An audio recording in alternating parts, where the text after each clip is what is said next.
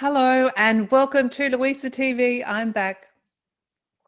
Each week I'll be sharing tools, tips, inspiration, passion, and perhaps a little bit of light entertainment from my own life to share with you. The theme for this week is taking life too seriously. You will never get out of it alive, a quote from Albert Hubbard. And I found myself doing this week. So often we sweat the small stuff. We take life too seriously. We can worry over a simple email or a tweet or an Instagram post or a phone call or a smile. And I'm certainly not saying many of you are experiencing serious and very real crises, emotional, physical, spiritual, mental, the death of a loved one. But what I'm saying is it's how we process these emotions, how we show up at the end of the day, how we deal with situations for the most productive and positive way to be. I'm not saying life is going to be easy and some things just can't be covered with a Band-Aid. And life sometimes sweeps you up and knocks you down. But it's how we stand up and it's how we stand tall. And sometimes if we can play a little bit more, I call it the dance of the universe. If we can find a little bit more joy, a little bit more fun in everything that we do, in each moment, in the moments. And the best moments are the free moments. That laughter, that joke, that fun, that smile, that moment of happiness, which we can have a lot more of the time than we are choosing currently. When we do this, when we allow more playfulness into our life, this is the essence of passion. And when we do allow more fun and playfulness and laughter and joy into our life, we don't miss out on the opportunities that we would have if we take life too seriously. Sometimes if we can step back from our small spaces and look at the larger picture from a macro perspective, we can see, in fact, the things that we were sweating about, worrying about, were in fact not that important after all.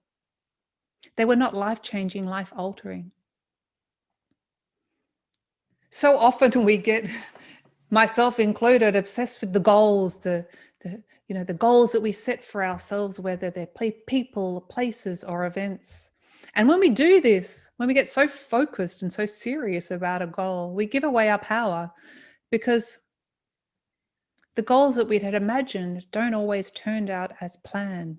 Sometimes worse, sometimes, and more often than not, a lot better if we're open to fun and joyfulness and playfulness and childlikeness.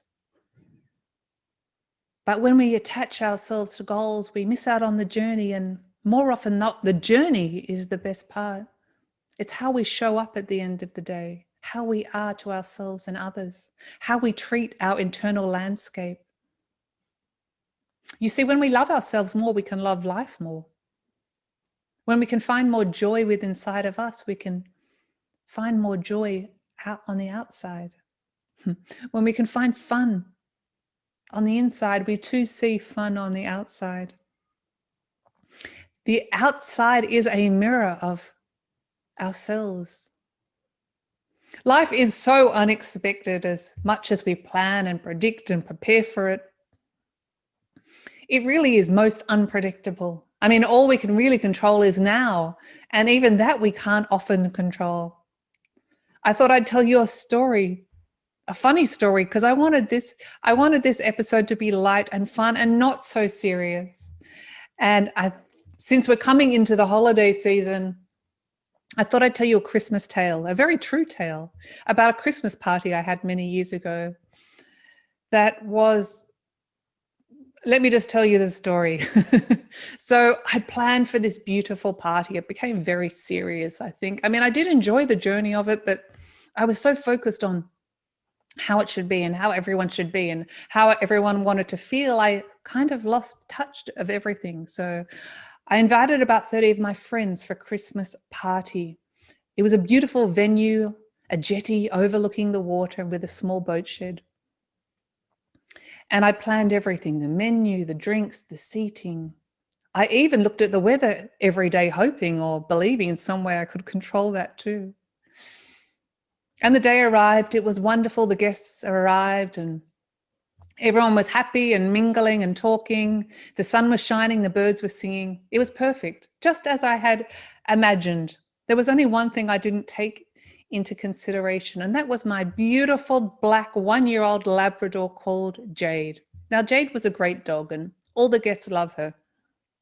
But Jade had 2 obsessions in this order. Number 1, fetching the ball, and number 2, food. And on this day, those needs were being very well met. Every single person she offered the ball to would throw it to her into the ocean, and she'd fetch it and retrieve it and bring it to the next willing participant. And in between each time and time again, she went for the ball. She would guzzle down a few hors d'oeuvres, appetizers, finger food, those little perfect bites of food you can pick up with 2 fingers and eat at a party. Well, Jade loved these very rich appetizers. So she'd go backwards and forwards into the ocean and have some more food and go backwards and forwards. And after about 60 minutes, I think it was, I went into the boat shed to prepare the lunch that was coming out. And I was so serious and organized, and I heard a scream. And it was a scream I'll never forget. It was one of those guttural, primordial screams, you know, like ones you hear in the horror movie. And I rushed out wondering what had happened. And I couldn't work it out for a moment.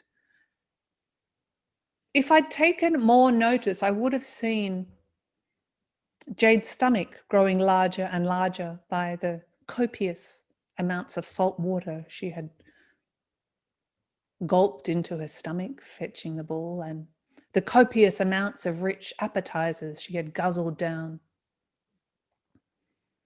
Let's just say it became a war zone, a battlefield, and the bullets kept on shooting. It was terrible, and my beautiful party was ruined. It was a tragedy. I was devastated. I looked to the side and I saw a party of people lying on the floor, laughing and crying so hard. And then I looked to the other side and I saw another group of people that Jade was chasing. They were screaming and running in all directions. Let's say I've never seen people run so fast in high heels. And my beautiful guests in their beautiful white attire were not so white anymore. And then eventually the scream stopped and Jade sat, her stomach emptied, and no one said anything. It was absolutely silence. And even I think for a moment the birds stopped chirping. It was really the end of a battle scene. Let's just put it that way. And I'm not going to go into detail, but you can get the gist of what transpired in these few moments of terror and chaos. So no one spoke. We looked around. I was mortified. I didn't know what to do. And then someone started laughing. Probably one of the ones that was still very white. Someone started laughing, and then the whole party started laughing, and it was uncontrollable, and we all started laughing. And we realized that we were still going to enjoy ourselves and still going to enjoy the party. And the people that weren't so white jumped into the ocean to wash themselves off and clean themselves off, and everyone helped. And we picked up the broken glasses and the plates and picked up the chairs that had fallen over and uprighted them and put the tables back in position and hosed off the jetty. And we enjoyed ourselves, and no one ever threw the ball to Jade again for the remainder of the day into the water. And we laughed and we talked about it. And what Jade had given us that day was playfulness and fun. And she took the seriousness out of everything. She gave us moments that me and everyone from that day will remember and laugh at. And anytime they tell the story, no doubt it'll put a smile on a friend's, a family, or even a stranger's face. about the terrible, terrible, explosive disaster that happened at my beautiful Christmas party. So Jade gave us a gift that day, as she gave us the gift of joy and fun. But more than that, she gave us a wonderful measure of not to sweat the small stuff and ask yourself the question, is this really worse than being covered in dog doo-doo? It's a great benchmark to set for yourself, and always ask yourself that question.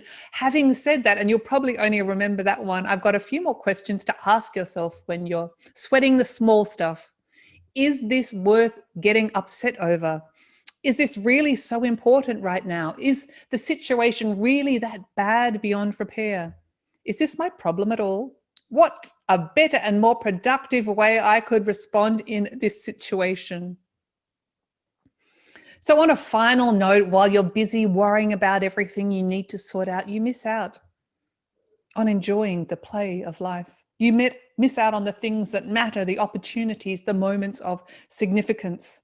And you miss out on connecting with people on a deeper level. So don't take life too seriously. Things are nowhere near perfect. The sun still shines and the birds still sing and the breeze still blows and the ocean still roars. We can find the free moments, those simple moments, a smile, a laugh. We can always find joy. We can always find happiness because it's found within us, and no one can ever, ever take that away from you. And it helps you build on the energetic possibilities and probabilities of life and hopes and dreams. Here's my advice. Go for whatever you have always wanted, but make sure to have fun and passion in the process of it. Build and improve your career, but don't make your career your life. Take time for gratitude, plan your finances, but don't sweat over spending money on every coffee. Appreciate your journey in life as much as the final destination.